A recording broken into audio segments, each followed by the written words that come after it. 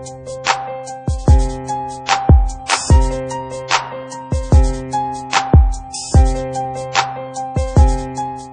عمران کی بات ہو رہی ہے تو کیونکہ آپ نے الیکشن سے وڈرا کیا اور آپ نے کہا کہ ایسے فرسودہ نظام میں اور ویک الیکٹرل سسٹم جس کا آپ نے بتایا اور آج وہ ساری باتیں سچ ہو رہی ہیں، لیکن عمران خان صاحب نے کہا تھا کہ میں عوامی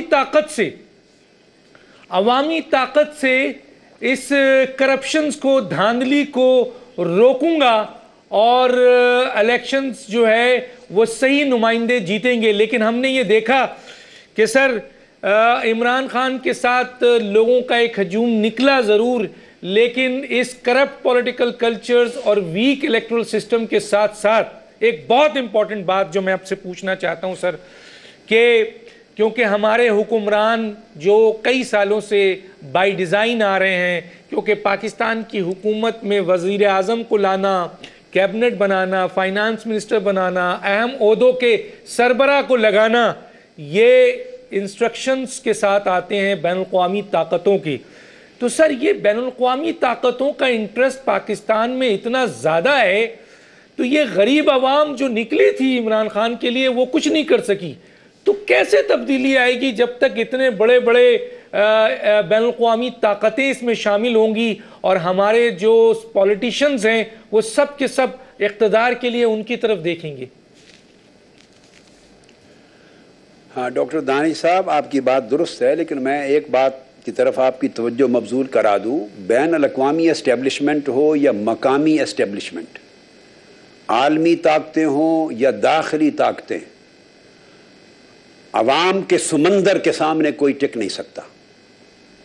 جب آپ عوام کو ایک جہت دیتے ہیں، عوام کو ایک سمت دیتے ہیں اور کیٹیگوریکلی ایک واضح فکر، واضح نظریہ، واضح آئیڈیالوجی، واضح ویژن کے ساتھ آگے بڑھتے ہیں، اور پھر یہ آخری آپ نے موقع بھی دیکھ لیا کہ تبدیلی کے نام پہ پوری سٹرگل کرنے کے باوجود اور ملینز جوانوں کے باہر نکلنے کے باوجود تبدیلی نہ آئی ہے، نہ راستے پر کھڑی ہے، نہ 5 سال میں آئے گی۔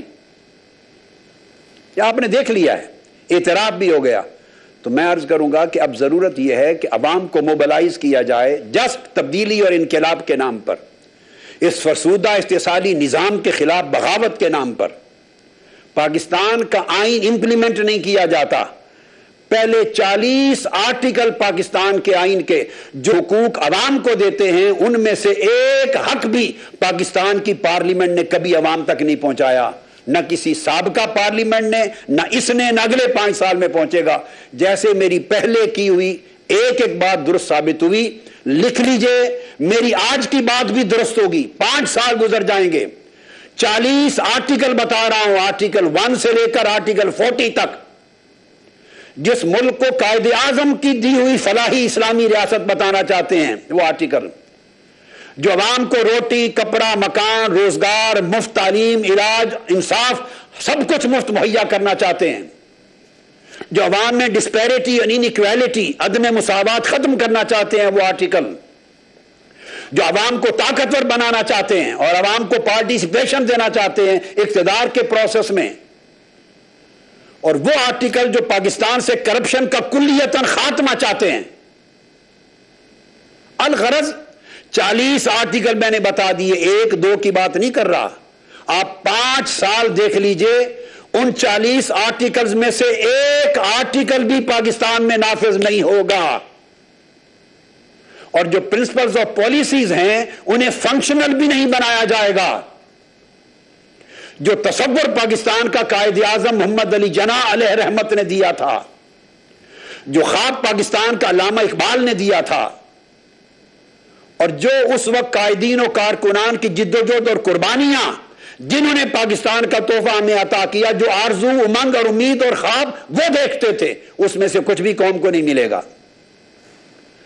اب اگر عوام کھڑے ہو جائیں تو مقامی اور بین الاقوامی اسٹیبلشمنٹ آپ کے راستے میں رکاوٹ نہیں بن سکتے۔ جرأت چاہیے۔ یہ جو لیڈر منتخب ہوتے آتے ہیں، یہ تو کرسی پر بیٹھنے کا اجازت نامہ وہاں سے لاتے ہیں، یہ ان کے بغیر نہ کھانس سکتے ہیں نہ چھینک سکتے ہیں۔ نہ ان کے بغیر اٹھ سکتے ہیں، نہ کھا پی سکتے ہیں، نہ چل سکتے ہیں. یہ محض غلام ہیں، نوکر ہیں ان کے. اور جب آپ کاسا لے کر ان سے قرضے مانگتے ہیں، امداد مانگتے ہیں، تو کیا بھکاری بھی دینے والے کو آنکھیں دکھا سکتا ہے؟ مجھے بتائیے. بھکاری جو کرسی اقتدار پر بیٹھنے کی بھیک باہر کی طاقتوں سے مانگے، وہ انہیں نو کہہ سکتا ہے؟ پاکستان کو ایسی قیادت کی ضرورت ہے جو قیادت کسی کو بھی نو کہہ سکے کہ we are not ready to accept your dictation against our supreme national interests. اس کے لیے انقلابی قیادت کی ضرورت ہے، انقلابی ویژن کی ضرورت ہے، ایک جرأت کی ضرورت ہے، امانت اور دیانت کی ضرورت ہے. اب میں کسی پر تبصرہ نہیں کرتا، ان میں سے کون سی چیز ہے جو آپ کو ان حکومتوں میں نظر آتی ہے، موجودہ حکومت سمیت؟ اگر آپ مجھے اجازت دیں تو دیکھیے، ہم تو اقتدار کے بھوکے ہیں یہاں اس ملک کے جو سیاسی لیڈرز ہیں. ہمارا رول پاکستان کا رول ماڈل ریاست مدینہ ہے.